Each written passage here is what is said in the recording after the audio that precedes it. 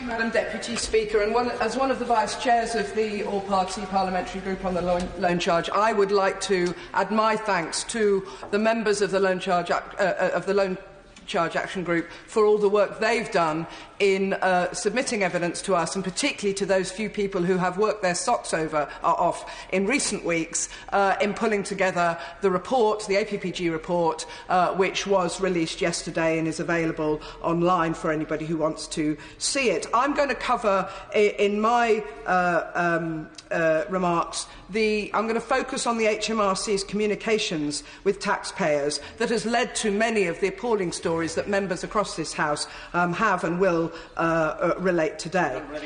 I will. Giving way, and a sort of question to do so beforehand.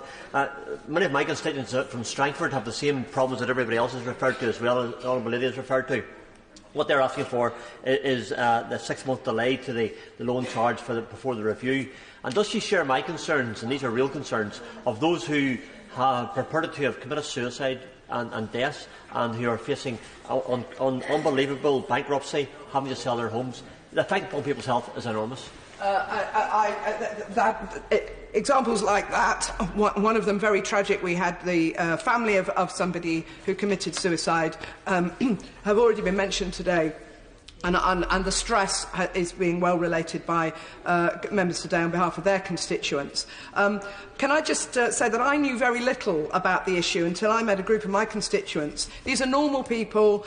I don't know if anybody's normal, specialists in their field, middle-aged, but they've had to put their lives on hold. One couple can't get married and get a mortgage, another is making plans for their children's university education, and that's causing them real stress. Those who are still working are treading water, they're not investing, not employing, not generating wealth for this country. All are profoundly anxious, depressed, and it's affecting everything about their lives. And what I've learnt in this work that we've been doing in the recent months is there are roughly two groups of people, very roughly. The first, professional freelancers who went into the scheme starting up to 20 years ago, who generally, they're middle to high earners, generally took professional accounting advice about the options available in the post-IR35 world. This group, as I say, mainly professionals, went into loan schemes. For them, PAYE employment wasn't an option, and their accountants advised them that due to the regulatory complexity and the disproportionate cost burden of IR35, it would be best to enter into a loan-based enumeration scheme. And there was no question, there was no uncertainty about the legality of the scheme back then. I do want to complete my remarks. They made arrangements with umbrella companies to prevent them from inadvertently breaking the IR35 rules. And everyone I heard from these schemes who went into them was not to save tax, but to save the administrative burden. Then there's another group, an unknown number of more recent joiners since 2016 when the rules changed. They're working in public services, nurses, doctors, social workers. The word loan was never mentioned to them by the scheme providers.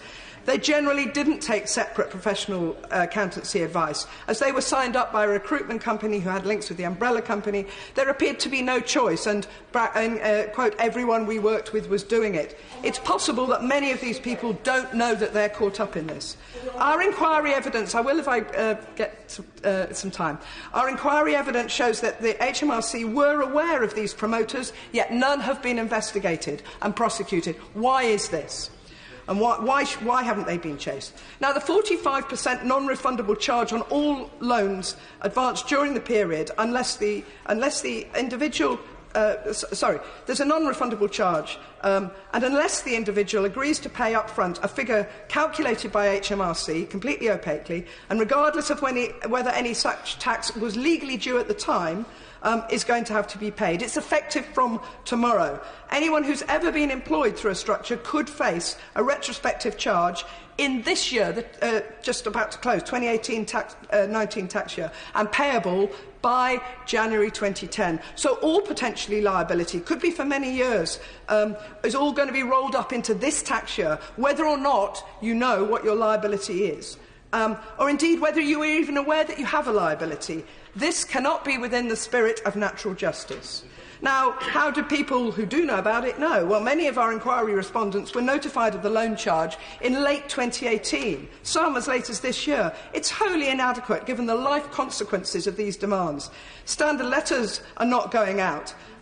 They're indiscriminately. They're to any individual who might have been employed by a company who might have undertaken a disclosed tax avoidance arrangement. Letters referred to closed tax years, as the Right Honourable Member has already mentioned, and even when the tax has been agreed and paid. Evidence shows there's no standard format in letters, no evidence provided, even of the years being, the dates of the years being queried.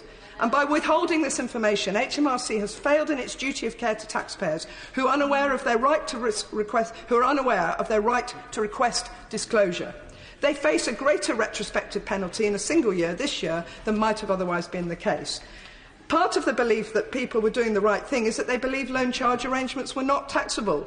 We have HMRC correspondence of 2006. Quote, plans made by an EBT are not taxable under Section 1373 and 174 of the Income Tax, Earnings and Pensions Act 2003, unquote.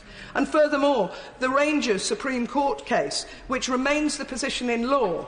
Individuals are not liable, their employers are, yet HMRC is misinterpreting the outcome of that case. Now, we understand HMRC have used behaviour change specialists in pursuing the loan charge, which may explain the aggressive and opaque nature of their communications. Regular use of HMRC of the phrase asking people to, quote, put their tax affairs right, unquote, is clearly part of this strategy of forcing people to feel and accept guilt for wrongdoing.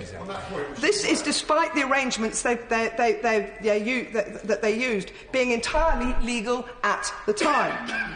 We've also had a disturbing number of reports of individual HMRC officers telling taxpayers they should apply for mortgages or loans, but not tell the lender that the money will be used to pay a tax bill. Why? Because, of course, that's contrary to tax law. Now, many of the taxpayers who submitted evidence to our inquiry highlighted the stress and anxiety they've experienced as a direct result of the language and tone of HMRC communications. Individuals who believed they were acting within the law told us they have been made to feel like criminals. The loan charge APPG agrees with this. It's wholly inappropriate for a government department to intimidate individuals into settlements through threats and labelling. Now, the stress has caused two but not interconnected things. One is the feeling of criminality. The family we heard from, who read their father's suicide notes, the father kept the information away from his family. He was too embarrassed. He was too embarrassed even to go and see a tax consultant, his accountant. He couldn't admit that he might have done wrong. He thought he was going to go to prison. His liability was well within his means in that example. He could have afforded to pay, but he was made to feel like a criminal, a man who had never done anything wrong or against the law in his life.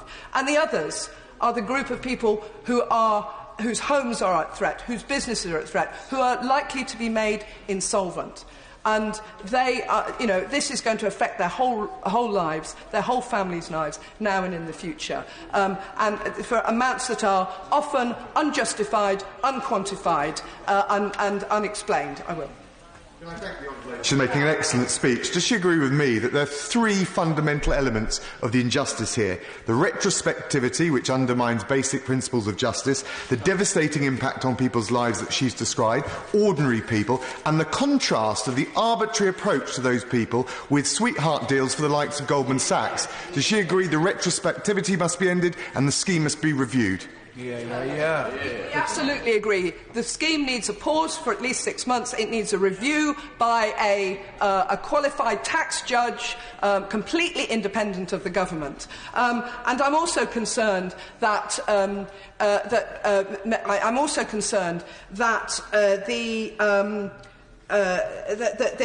HMRC have been acting possibly without direct steerage from the Treasury and from Treasury ministers, because ministers have said things to me, things to us as members of the loan charge APPG, that actually contradict what we've been told by credible witnesses. So there are a number of questions that this debate raises for the Treasury front bench, and we look forward to their responses.